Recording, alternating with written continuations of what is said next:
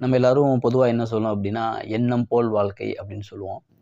அது எப்படி மெய்ப்பெறுது அப்படிங்கிறத நம்ம இந்த வீடியோல பார்க்குறோம். பொதுவாவே ஒவ்வொரு மனிதனும் எண்ணம் அந்த சிந்தனை அப்படிங்கிறது வந்துட்டு, அது இயற்கையிட்டருந்து வருது. இறைவன்ட்டருந்து வருது. ஒருத்தருக்கு என்ன வருது அப்படின்னு சொன்னா, நான் இந்த மாரி எனக்கு நடக்கணும், எனக்கு இந்த மாரி ஆகணும், வாழ்க்கையில சாதிக்கணும் அப்படிங்கிற இதுவோ, இல்ல எனக்கு நான் ஒரு தப்பு செஞ்சிருக்கேன், தப்ப சரி செய்யணும் அப்படிங்கிற எண்ணமா வருது. அப்ப அந்த எண்ணம் வந்துருச்சு அப்படின்னு சொன்னா என்னன்னா, அந்த எண்ணத்த நம்ம வந்துட்டு என்ன பண்ணோம், உருவகப்படுத்திரும். அந்த எண்ணம் வந்துட்டு மறைவானது. அது மனதுல வருது. அந்த மனதில் கண்ணுக்கு தெரியாத மனதில வரக்கூடிய அந்த எண்ணத்த, அந்த சிந்தனைய நம்ம என்ன பண்றோம்ன்னு சொன்னா, நம்ம கற்பனையா கன்வெர்ட் பண்றோம். இப்ப என்னோட வாழ்க்கையில நான் சாதிக்கணும்னு நெனைக்கிறேன் அப்படின்னா, அது எண்ணமா வந்துருச்சு. அத நான் எப்படி படுத்துறேன் அப்படின்னா, நான் இந்த மாரி வரணும், அந்த மாரி வரணும் அப்படின்ட்டு நம்முடைய கற்பனைக்கு உள்ளாக்கிர்றோம். அதேபோல ஒரு மனிதன் வந்துட்டு ஒரு செயல செய்யணும்னு நெனைக்கிறான் அப்படின்னா, அந்த எண்ணமா வந்துருச்சு. அந்த எண்ணத்த அவன் என்ன பண்றான்னா, ஒரு கற்பனையா நெனச்சு இப்படித்தான் வரணும் அப்படின்னு நெனைக்கிறான். இப்ப எடுத்துக்காட்டுக்கு இன்னொரு எடுத்துக்காட்டு என்னன்னா, நம்மளை ஒரு மனிதன் நெனைக்கிறாங்க. அவங்க நெனைக்கிறாங்கன்னு நமக்கு வந்து ஒரு ஒரு ஒரு இது அலாரம் வருது. நெனைக்கிறாங்க அப்படின்னு நமக்கு தெரியுது அப்படிங்கும்போது, நம்ம கற்பனைக்கு என்ன கொண்டு போயிருவோம்னா, நம்ம கடந்த கால அறிவு வச்சு என்ன பண்ணுவோம் அப்படின்னு சொன்னா, ஒரு ஒரு ஜட்ஜ்மென்ட் பண்ணுவோம். எப்படின்னா, இவன் வந்துட்டு எனக்கு தேவையில்லாத ஆளு. அவன் இந்த மாதிரி தான் நெனைச்சிருப்பான்னு நம்ம கற்பனைக்குள்ளாயிரும். ஆனா உண்மையா அவன் நம்மள நெனைச்சாங்கறது உண்மையே தவிர, என்ன நெனைச்சாங்க அப்படிங்கிறது உண்மை இல்ல.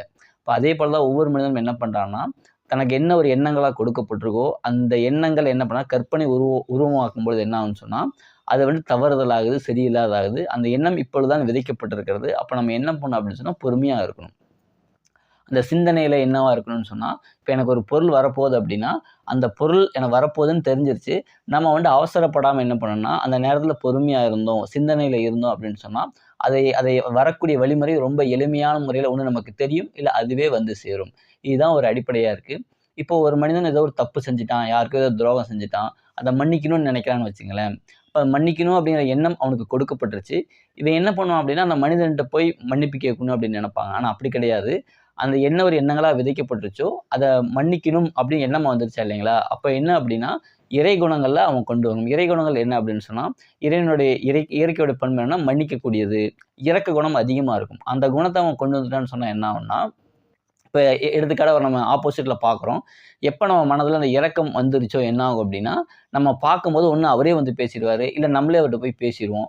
அப்ப என்ன ஆகும் அப்படின்னு சொன்னா இதெல்லாம் என்ன சொல்ல வரேன் அப்படின்னா, அந்த அந்த மனம் மாற்றம் தான் ஒரு முழுமையான மாற்றமா அமையுமே தவிர, நாம் அந்த எண்ணங்கள உருவகப்படுத்தி நம்ம ஒருத்தர போய் என்னை மன்னிச்சுக்கங்கன்னு கேட்கிறதோ, அது ஒரு முறை தான். இருந்தாலும் அடிப்படையா என்ன இருக்கும் அப்படின்னா, அந்த உண்மையாவே நம்ம செஞ்ச தப்புக்கு அவங்கள மன்னிச்சுட்டோம். இல்ல அவங்க நமக்கு செஞ்சத நம்ம மன்னிச்சுட்டோம். இது 2ல எதுவா இருந்தாலும் என்னவா அமையும் அப்படின்னா, அந்த மனம் மாற்றம் தான். அந்த எண்ணங்கள் உதிஞ்சு உ உ உதயமாயிருச்சு. அந்த உதயமான எண்ணங்கள நம்ம கற்பனைக்கு உள்ளாகாம, உருவகப்படுத்தாம, அது மறைமுகமான ஒரு விஷயம். அது மறைஞ்சிருக்கு. நம்ம என்ன பண்றோம் அப்படின்னா, அத உருவகமா நம்ம படுத்தும்போது என்ன ஆகும்னா, நம்ம வந்து உணர்ச்சி வசப்பட்டுறோம்.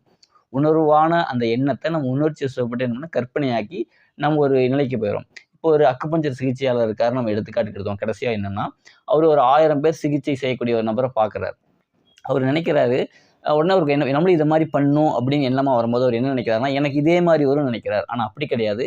அவருக்கு கொடுக்கப்பட்ட அந்த அக்குபஞ்சர் உலகத்துல, அந்த மருத்துவ உலகத்துல அவருக்கு அது கொடுக்கப்பட்டிருக்கு. அவருக்கு அது நடக்கும். ஆனா நம்மளும் அதே மாரி பார்ப்போம்ன்னு சொல்லிட்டு, அதோட கற்பனையில நம்ம வாழ்ந்தோம் அப்படின்னா, அப்படி நமக்கு நடக்காது.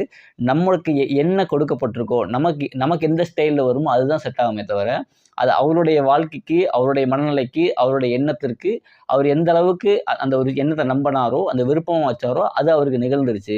இப்ப நமக்கு ஒரு இண்டிவிஜுவாலிட்டி, நமக்கு தனிப்பட்ட முறையில அதே ஒரு எண்ணம் கொடுக்கப்பட்டிருக்கும். இப்ப அவர பார்த்து நமக்கு ஒரு தூண்டுதல் ஏற்பட்டுருச்சு, ஒரு மோட்டிவேட் ஆயிருச்சு, நம்ம வந்து இன்ஸ்பிரேஷன் ஆயிட்டோம். ஒரு தூண்டல் நமக்கு கிடைச்சுச்சு அப்படிங்கும்போது, நமக்குள்ள ஒண்ணு வரும். அதுதான் உண்மையே தவிர, எனக்கு இதே மாரி வேணும் அப்படிங்கிற கற்பனை உண்மை கிடையாது. இப்ப அதேபோல நம்ம பார்த்துட்டு இருக்கிறோம். திடீர்னு பார்த்தா சிகிச்சைக்கு ஆள் வந்துட்டாங்க.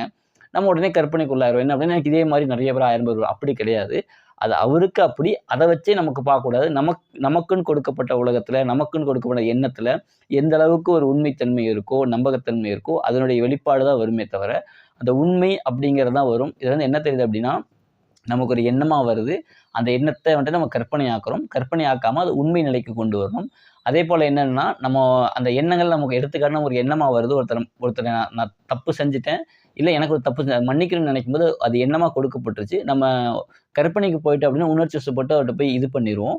அதே நம்ம வந்துட்டு எண்ணமா வச்சிருக்கிறது மனசுல இருந்துச்சுன்னு சொன்னா என்ன ஆகும்னா, மனநல மாற்றம் ஏற்பட்டு, அந்த இறை குணங்களோட அந்த இரக்கம், அதை மன்னிக்கக்கூடிய தன்மை, அதெல்லாம் வந்து நம்ம இதாகும்போது என்னன்னா, அந்த நினைக்கும் போதே என்ன ஆகும்னா, அவருடைய மனசுலயும் மன்னிக்கணுங்கிற எண்ணம் உருவாக்கப்படும். இல்ல நேர்ல சந்திக்கும்போது நம்ம ஒருத்தர் சொல்றோம் அப்படின்னா, அவர் ஏற்றுக்கொள்ளக்கூடிய மனப்பாங்கா மாறும்.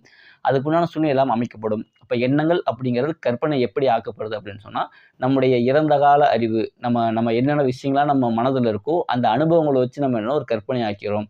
இப்ப இருந்து என்ன அப்படின்னா, நமக்கு என்ன எண்ணங்களா கொடுக்கப்பட்டிருக்கோ, அந்த எண்ணம் அப்படிங்கிறது கண்டிப்பாக நடக்கும். அது இப்படிதான் சொல்லி கற்பனைக்குள்ளாகாம, அது உண்மையான முறை என்ன அப்படின்னா, பொறுமையா இருக்கணும், அமைதியா இருக்கணும். கண்டிப்பா அது நிகழும். நன்றி.